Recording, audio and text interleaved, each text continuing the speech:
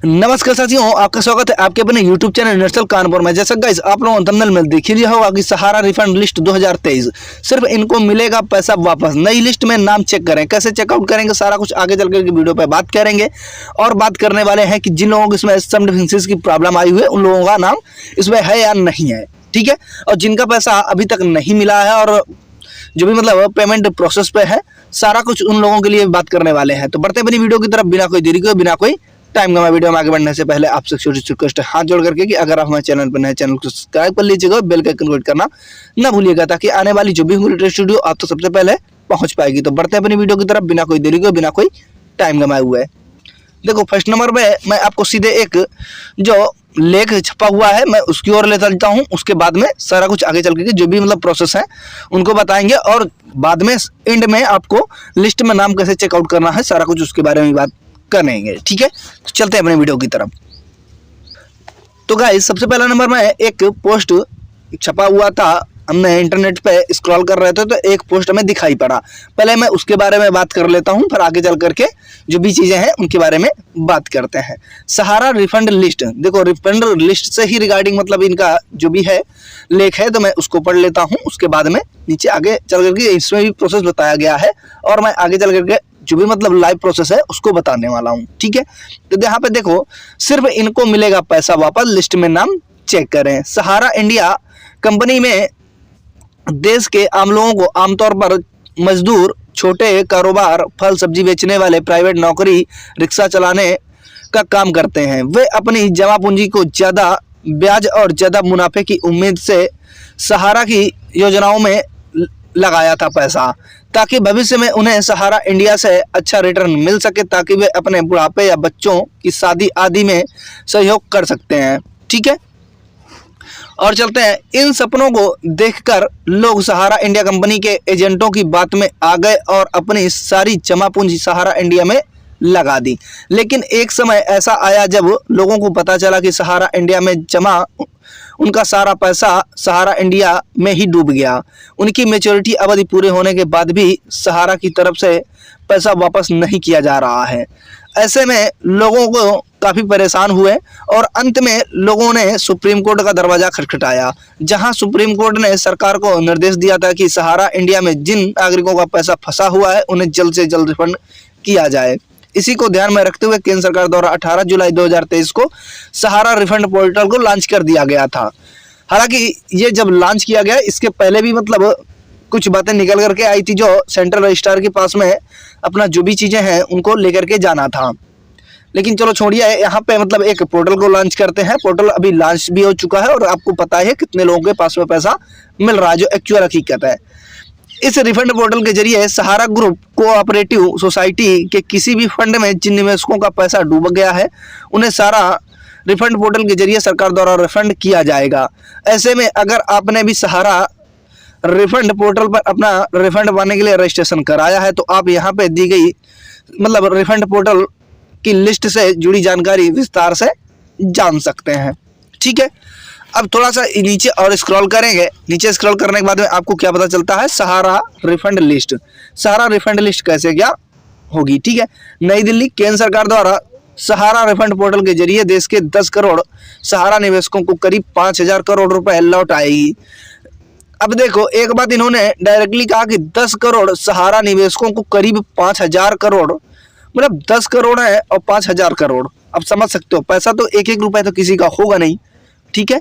तो बाकी आगे चलते हैं, रुपए लौटाएगी, जिसके लिए सरकार ने निवेशकों को सहारा रिफंड पोर्टल के जरिए रिफंड पाने के लिए पंजीकरण कराने के निर्देश दिए गए हैं।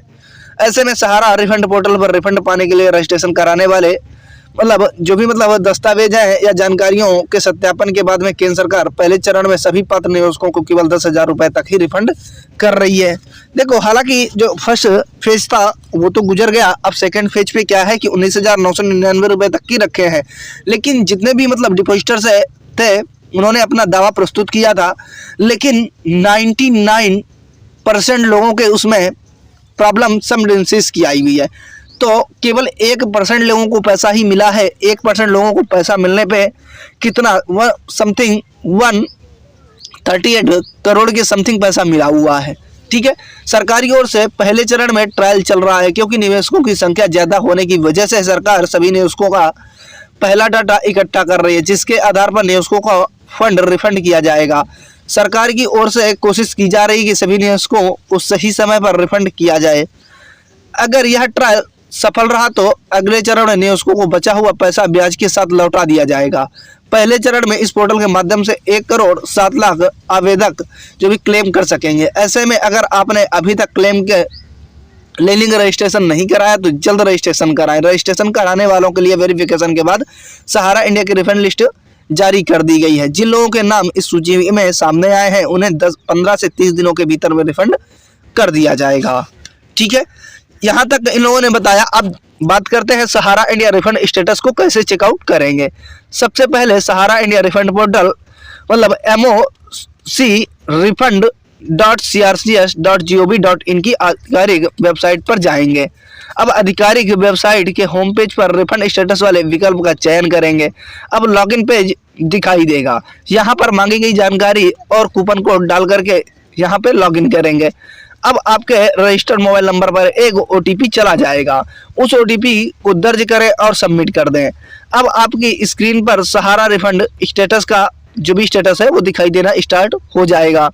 अब बात करें सहारा इंडिया रिफंड लिस्ट को कैसे चेकआउट करेंगे, तो सहारा इंडिया सबसे पहले अपने सहारा रिफंड पोर्टल की वेबसाइट पे MOC-refund.crcs.gov.in पर जाएंगे।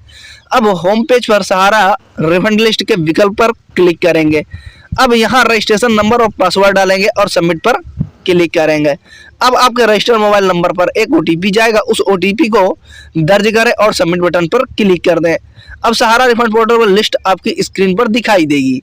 अब आप इस लिस्ट में अपना नाम चेक कर सकते हैं। अगर आपका नाम इस लिस्ट में आता है तो आपका रिफंड जल्द हो जाएगा।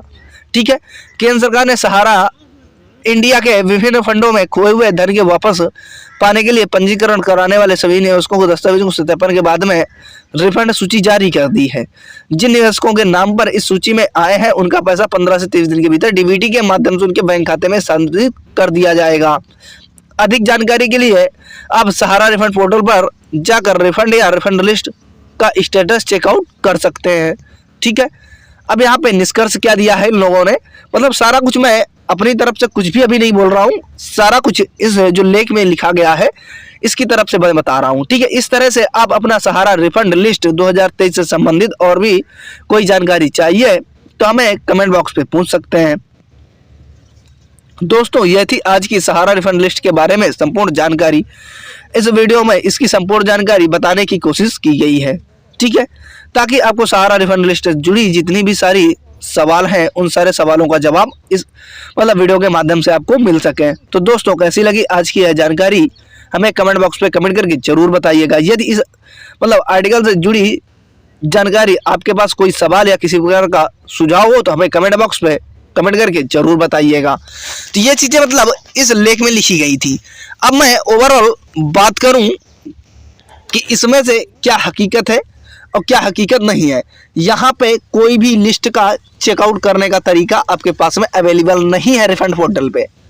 पहली बात तो ये हो गई, और सेकंड बात ये हो गई कि इन्होंने कहा कि पैसा लगभग मिलना स्टार्ट हो गया और आपको पैसा मिल रहा है। मैं बात करूं कि 0.1% लोगों को ही पैसा मिल पाया, 99% लोगों को पैसा अभी तक नहीं मिल पाया है।